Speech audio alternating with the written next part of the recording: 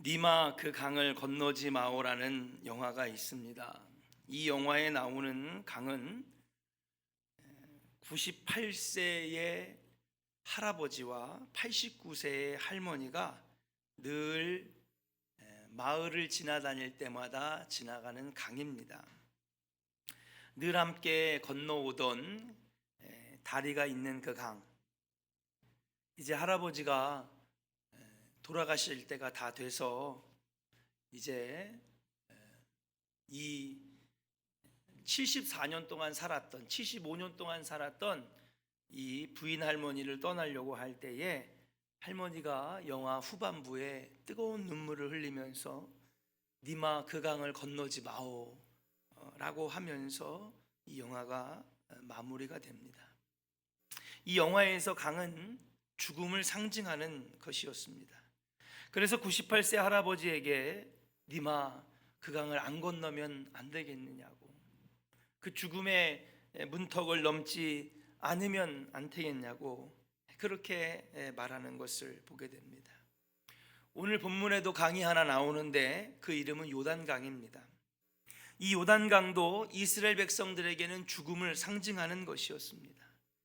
40년간의 광야 생활의 종지부를 찍고 가나안 문턱까지 왔습니다. 광야와 가나안을 구분하는 경계가 요단강인데 이제 그들은 약속의 땅 가나안에 들어가려고 합니다. 그런데 문제는 그들이 요단강을 건너려고 하는 때가 봄이었다라고 하는 사실이에요. 봄이 되면 요단강물이 불어나 넘쳐나고 물살이 거세집니다.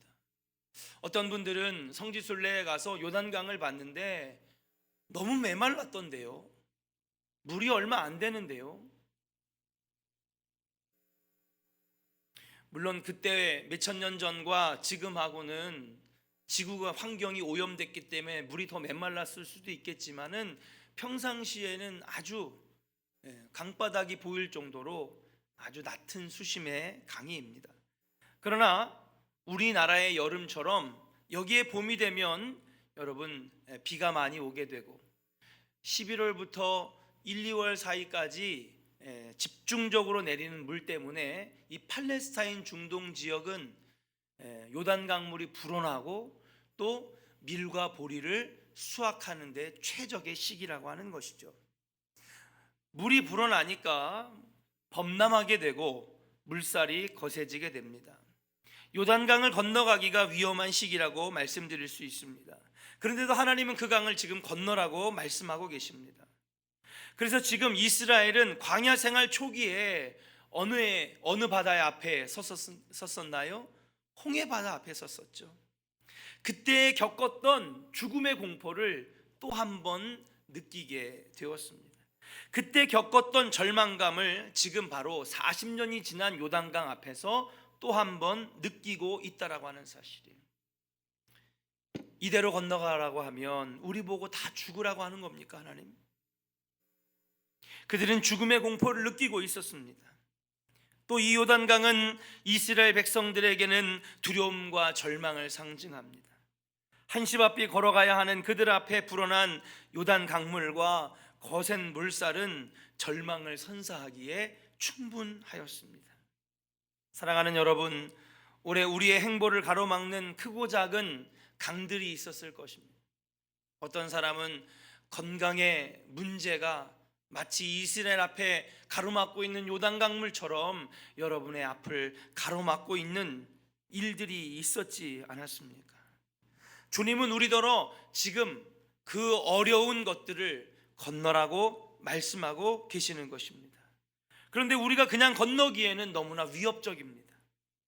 어설피 건너가다가는 무사할 것 같지 않습니다.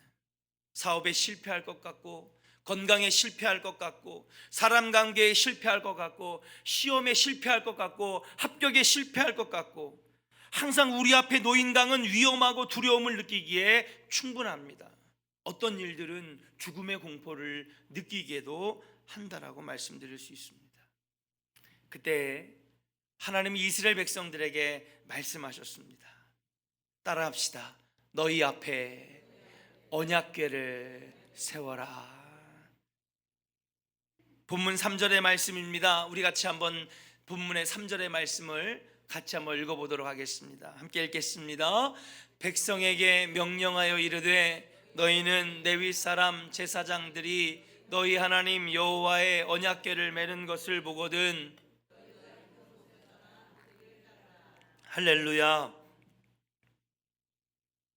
그냥 건너가라고 하시는 것이 아니라 지금 하나님께서는 이 절망적이고 공포와 죽음의 두려움이 엄습해 오는 지금 이 상황에서 그냥 건너가라고 하시는 것이 아니라 뭐를 따라가라고요? 언약궤를 따라서 이 강을 건너라고 말씀하고 있다라고 하는 사실이에요. 너 혼자 건너가면 어렵다.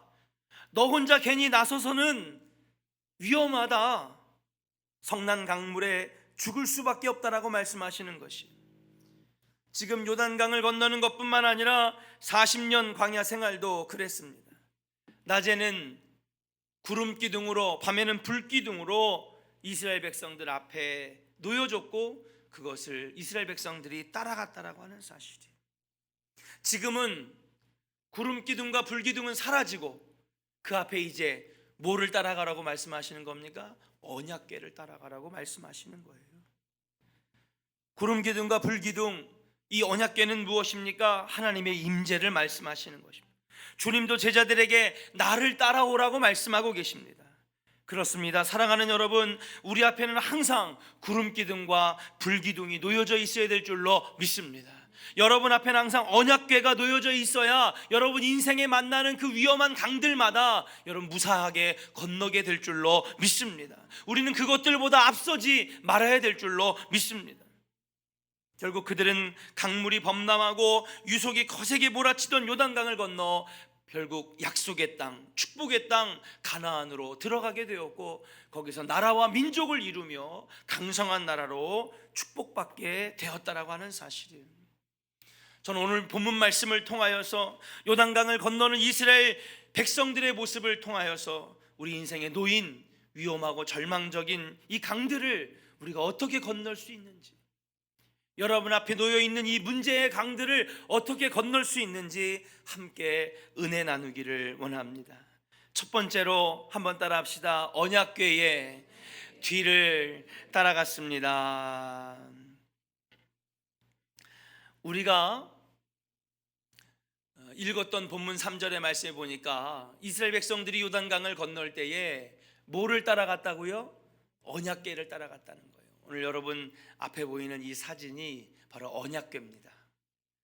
자세한 것은 지난번 여호수아 강해 때도 또 레위기 강해 때도 성막 강해 때도 여러분 강해 때마다 나왔습니다. 여러분들께서 조금 더 깊은 성경의 이해를 갖기를 원하신다면 여러분 이 강해의 성서대학에 또 특별 새벽기도에 함께 나오시면 조금 더 깊은 성경의 이해를 하실 수가 있습니다. 언약궤는 하나님의 임재를 상징합니다. 왜 이것이 임재를 상징하느냐? 광야 생활이 1년 정도 지난 다음에 하나님께서는 성막을 지을 것을 말씀하셨어요. 모세는 순종하여서 성막을 만들었습니다. 정문과 울타리, 제단과 물두멍, 성소와 지성소를 만들고 맨 끝 지성소에 뭐를 모셨습니까? 바로 여러분들이 보고 계시는 이 언약궤를 맨 끝에 있는 지성소에다가 모셨다라고 하는 사실이에요. 여러분 보시는 이 사진처럼 이 언약궤 안에는 뭐가 들어 있습니까? 십계명과 만나와 아론의 쌍난 지팡이가 들어가 있습니다. 그리고 이 지성소에는 늘 신령하게 향을 피웠습니다. 그 주님의 불꽃이 24시간 꺼지지 않도록 늘 제사장은 교대로 이 성막 밖에 있는 여러분 이 불기둥에다가 항상 불을 24시간 켜놓게 하고 그 불에서 불을 가져다가 지성소에 있는 향에다 피워서 여러분 지성소에는 늘 신령한 향이 돌게 했습니다. 왜 그랬을까요? 여기는 하나님이 임재하시는 곳이고 이 지성소 안에 있는 언약궤 앞에 대제사장이 설 때에 내가 너희를 만나주리라, 너희가 어떻게 걸어가야 할지 내가 알려주리라 약속해 주셨기 때문인 줄로 믿습니다. 사랑하는 좋은 성도 여러분, 언약궤는 하나님의 임재를 상징하는 것입니다. 또한 언약궤에 십계명이 들어있다는 것은 여러분, 하나님께서는 말씀으로 창조하시고 말씀으로 역사하시는 하나님의 말씀을 상징하는 것이다. 한번 따라합시다. 언약궤는 하나님의 임재와 하나님의 말씀을 상징합니다. 할렐루야. 하나님의 임재와 상징을 말씀하는 것입니다. 그런 언약궤를 지금 이스라엘 백성들에게 뭐라고 말씀하셔요? 그들보다 어떻게? 앞에 두라고 말씀하시는 거예요. 심지어는 이 거리를 두되 약 2000규빗, 지금 우리가 쓰는 용어로 보면 1km 정도 떨어져서 이 언약궤를 앞에다 두고 1km 정도 더 거리를 두고 이스라엘 백성들 보러 건너가라고 말씀하시는 것입니다. 왜 그럴까요? 왜 하나님은 그렇게 이상한 방법으로 요단강을 건너게 하셨을까요? 우리 하나님 참 짓궂습니다. 홍해 때도 마찬가지입니다. 여러분, 당시에는 킹스로드라고 하는 지중해 해안을 따라 걸어가면 너무 편하게 가나안 땅에 들어갈 수 있는 길이 있었음에도 불구하고 하나님 거기 가지 말라고 하시고 굳이 홍해 앞에 2박 3일 동안 걸어가게 하신 다음에 그 앞에서 여러분 이집트 군대를 만나게 하셨어요. 불평을 쏟아냅니다. 우리 다 죽이려고 데려온 겁니까? 이러려고 애굽에서 우리를 빼내온 겁니까? 난리가 났습니다. 폭동이 일어날 것 같았습니다. 그러나 여러분 어떻게 하셨습니까? 모세의 지팡이로 내리칠 때에 홍해가 갈라지는 역사가 일어났는 줄로 믿습니다. 이번도 마찬가지입니다. 하나님은요, 시딤에서요 몇 년을, 얼마를 기다리게 하셨는지 아십니까? 약 1년을 가까이 기다리게 하셨어요. 아니, 이왕이면은 물이 범람하지 않을 때에 빨리 가서 건너라 하셨으면 될 거 아닙니까? 근데 무슨 장난꾸러기도 아니고 익살꾸러기도 아니고 못살게 구는 분도 아닌데 우리 하나님이 굳이 기다렸다가 강물이 범람할 때 거기 건너라고 하시는 거예요. 참 이상하시죠, 우리 하나님? 물이 안 찼을 때 건너가게 하면 얼마나 좋습니까?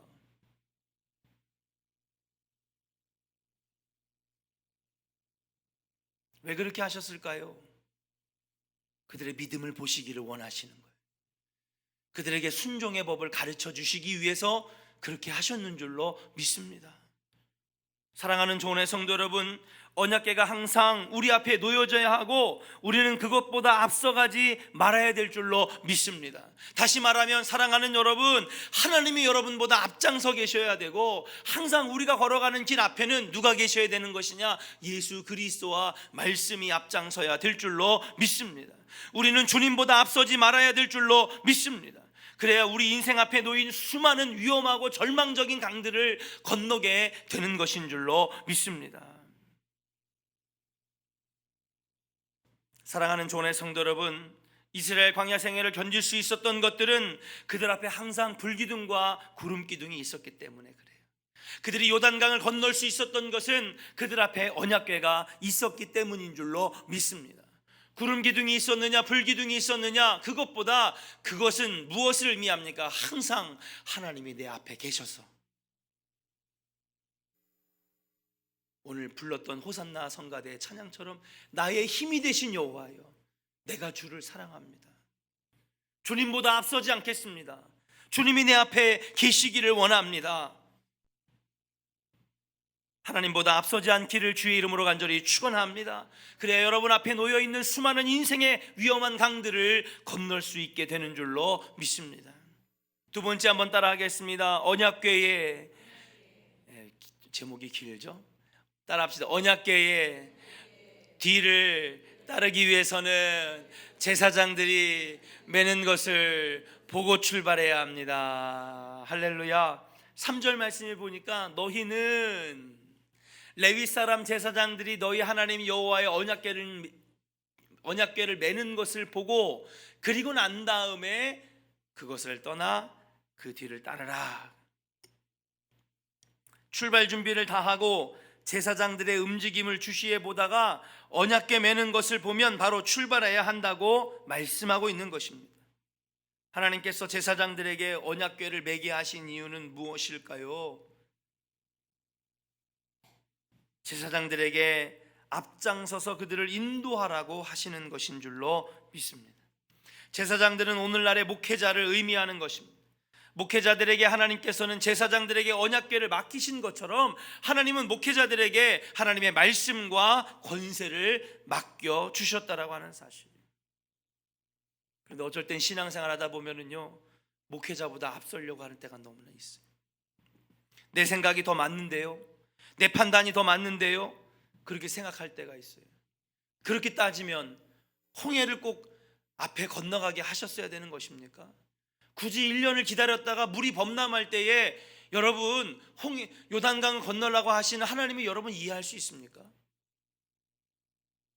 목회자가 생각을 품을 때는 깊이 기도하고 영적으로 고민하고 그리고 내놓는 이야기입니다. 그런데 인간적인 생각으로 하니까 안 맞는 거예요. 왜 그러시지?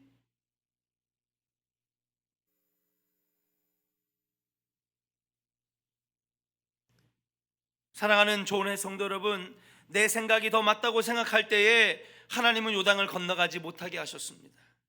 인생의 어려운 강들을 헤쳐나가지 못하게 하시는 것입니다. 왜냐하면 하나님은 목회자들을 통해 순종의 법을 배우게 하시기 때문인 줄로 믿습니다. 하나님 앞에 우리의 생각은 빙산의 일각일 뿐입니다. 성경을 보면 생각지도 못한 방법으로 하나님은 하나님의 일들을 이루시는데, 그것이 홍해의 사건이었고, 그것이 만나의 사건이었고, 그것이 지팡이로 바위를 때릴 때에 엄청난 물이 쏟아지는 기적의 역사였고, 여러분, 그것이 바로 물이 범람할 때 요단강을 건널 때에 믿음으로 그 요단강을 밟자마자 홍해 때는요, 여러분, 물이 10m 이상 갈라지는 놀라운 역사를 체험했는데, 요단강은요, 제사장들이 밤들 때마다 강바닥이 마르면서 여러분 이스라엘 백성들이 지나가는 거, 여러분 우리가 상상할 수 있습니까? 이성적으로 과학적으로 여러 가지 머리를 가지고 생각을 해봐도 도저히 생각할 수 없는 것입니다. 그러나 하나님은 하나님의 일을 놀라운 것들로 이루어 가신다라고 하는 사실. 이번에 건축 헌금을 받으면서 너무 놀랐습니다. 우리 교인도 아닌데, 여러분, 우리 교인이 1억 원을 헌금했어도 놀랄 일 아닙니까? 근데 우리 교인도 아닌데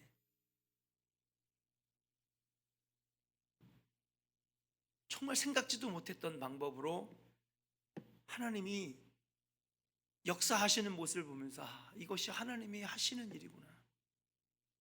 사랑하는 조은의 성도 여러분, 제사장들이 매는 것을 보고 출발하시기를 주의 이름으로 간절히 축원합니다. 하나님께서 그의 말씀을 맡기신 목회자, 하나님께서 그의 권세를 부여해 주신 목회자보다 앞서가지 않기를 주의 이름으로 간절히 축원합니다. 목사님, 그런 얘기하면 인기 떨어져요. 목사님 싫어해요. 저 편하려고 여러분 이런 얘기하는 게 아닙니다. 이것이 곧 성경에 나와 있는 것이고, 이것이 곧 하나님이 원하시는 것이기 때문에 여러분을 위해서 꼭 말씀을 드리는 것입니다. 어떤 분들은 그렇게 생각합니다. 우리 목사님은 목회자들은 왜 자꾸 성도들을 야단치지? 여러분, 야단치는 게 아닙니다. 여러분들이 살기를 원해서, 여러분들이 복받기를 원해서, 정말 행복한 신앙생활 하기 위해서 가슴을 부여잡고 쓰린 눈물의 마음으로 여러분 이야기하는 겁니다. 뭐하러 내가 인기 뺏기게 이런 얘기를 합니까? 왜 여러분 교인들 싫은 얘기를 뭐하러 합니까? 좋은 얘기, 행복한 얘기, 복받는 얘기 여러분 얼마든지 하면서 인기 끌 수 있습니다. 그러나 그렇게 해서는요, 여러분 결국 어떻게 되는지 아십니까? 여러분들이 죽는 거예요.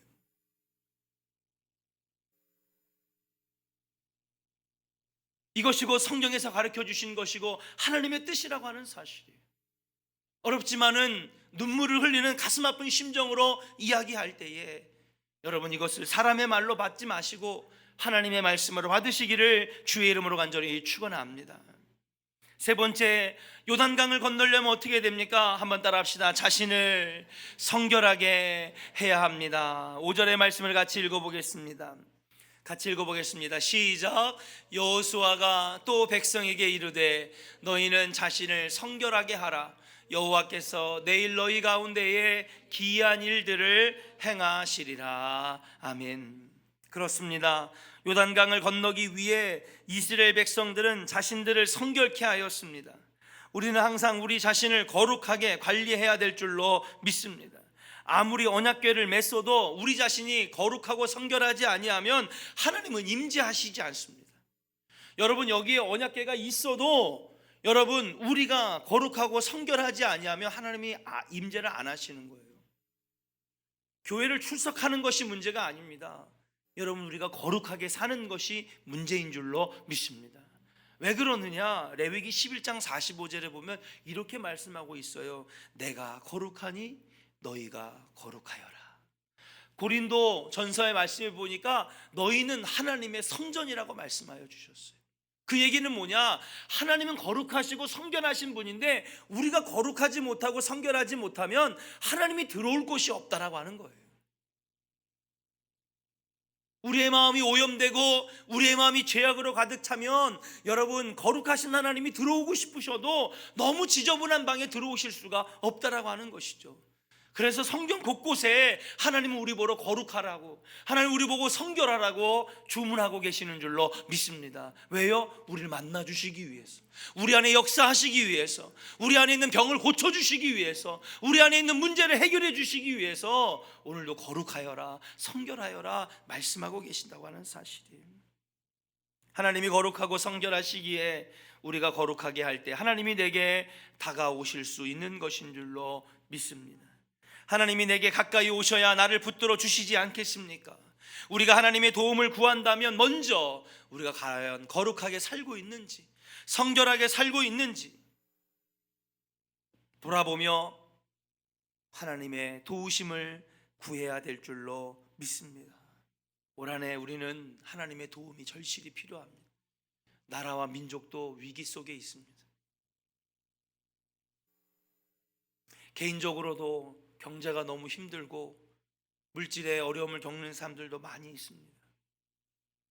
영적으로, 우리의 정신적으로 여러분 다 메말라서, 강바닥이 드러날 정도로 메말라서 여러분 허무하고 공허한 마음을 느끼면서 하루하루 살아갈 때가 너무나 많습니다.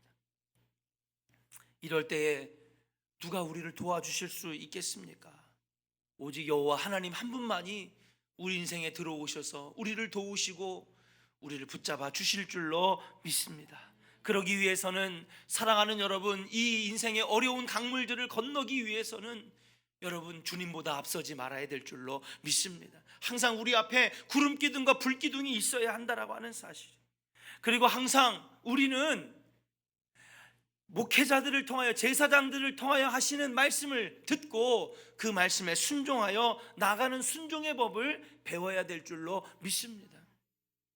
그리고 우리가 거룩하고 성결하게 살 때에 하나님 우리 삶 속에 들어오시고 임재하셔서 우리를 붙들어 주시고 우리 안에 있는 수많은 문제들과 문제의 강들을 건너게 하실 줄로 믿습니다. 그렇게 했더니 여러분 실제로 어떻게 되었나요? 16절과 17절, 우리가 읽은 말씀은 아니지만 결론의 말씀을 읽고 마치도록 하겠습니다. 우리 같이 한번 읽어보겠습니다. 16절 17절 읽겠습니다. 시작. 곧 위에서부터 흘러내리던 물이 그쳐서 사르단에 가까운 매우 멀리 있는 아담 성읍 변두리에 일어나 한 곳에 쌓이고 아라바의 바다 여매로 향하여 흘러가는 물은 온전히 끊어지매 백성이 여리고 앞에서 바로 건널새 여호와의 언약궤를 맨 제사장들은 요단 가운데 마른 땅에 굳게 섰고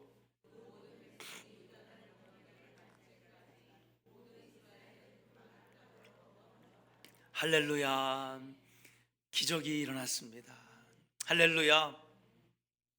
앞에서 얘기했더니 그 물이 그쳤는데 여러분 믿음으로 그 요단 강물을 제사장들이 먼저 밟고 언약궤를 메고 나아갈 때 강바닥이 마르기 시작하는데 여러분 얼마나 말랐냐면요, 그들이 건너간 시딤 앞에서부터 오늘 말씀을 보니까 물이 그친 사르단 아담 성읍 변두리까지 물이 그쳐서 거기에 물이 그쳐가지고 거기에 이제 막 쌓여 있던 거예요. 홍해처럼 10m 이상의 물길이 올라간 것은 아니지만은 강바닥이 마르기 시작했는데 한쪽 사르단 그쪽에 물길이 탁 막혀가지고 거기서 물이 그냥 딱 멈춰선 겁니다.